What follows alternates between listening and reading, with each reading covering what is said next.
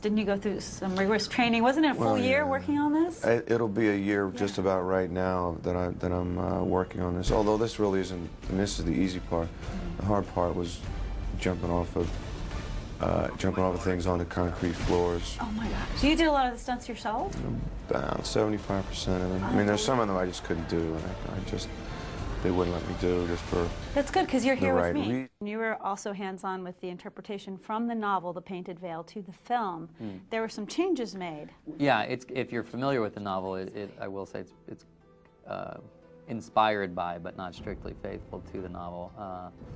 Somerset Maugham's novel is much more claustrophobic than this film is. It takes place in China, but it doesn't really describe or deal with China, the politics or the landscape or any of it. And I guess I would say the book is a little less romantically satisfying. It's a little more bleak.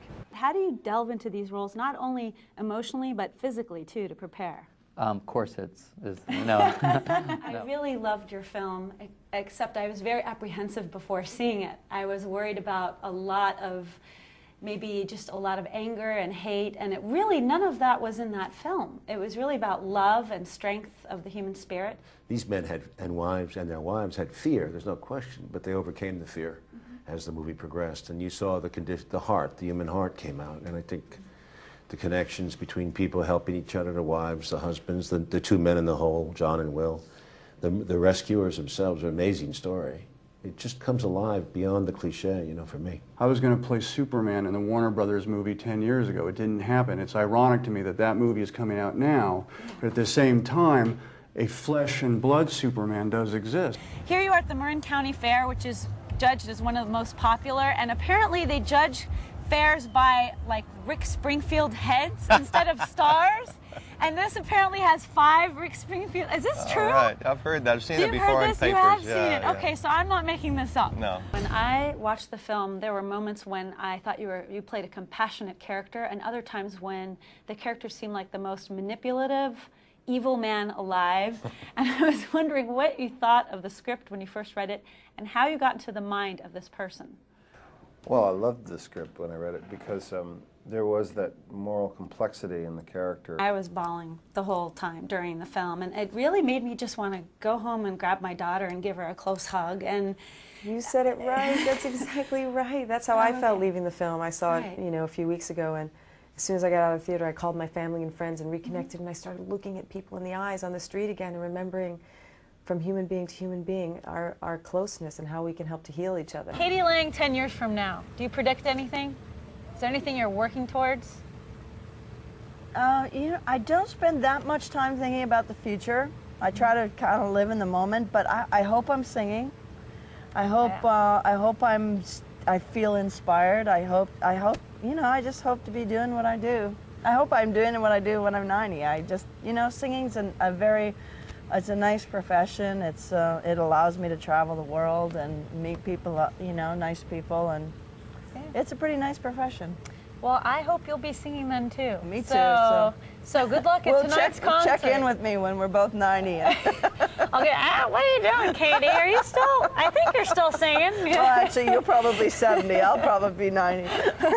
No, let's say we're the same age, okay? You've been involved in environmentalism on all fronts, even in Mexico. And I was wondering, when did that bug hit you, where you realized you had to make a difference like this?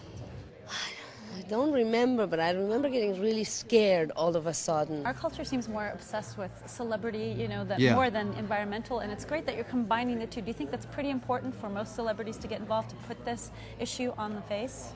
You know, that's obviously part of the reason why I'm here, but I think that it's really, it's up to each of us, you know, celebrity or not, just to take some responsibility for, you know, even in a small way. You've been giving back to the community that supported you and your start in the business, and is there anything that we can do, like even to assist or offer any help? What are some crucial areas we can offer Well, help? you know, New Orleans is based on tourism, and much like San Francisco is, and to have people come into the city and still book their conventions, or even people that are going there for a vacation to go there and spend some money at a hotel or some restaurants or something is a big help to New Orleans. For a while, the focus was primarily on your personal life, and now it seems that that's over and people are more focusing on your career. Do you feel more liberated as an artist, per se, because of this change? Yes. Yeah. Yeah, I mean, there were 2 or 3 years there where I was in the, in the rags and everything, but I stay home, I just don't go anywhere. I don't really participate in Hollywood events. Do you think that being a new dad helped you gain that much more depth in terms of understanding what the characters went through? Absolutely. Yeah? Even though you're not sure if it's your child? I don't care. I'm not looking into that. Everyone says I should test it and stuff, but it's the way that kid looks like at me and smiles at me. I don't care. No matter what, right? Yeah. What am I going to do? Return the thing?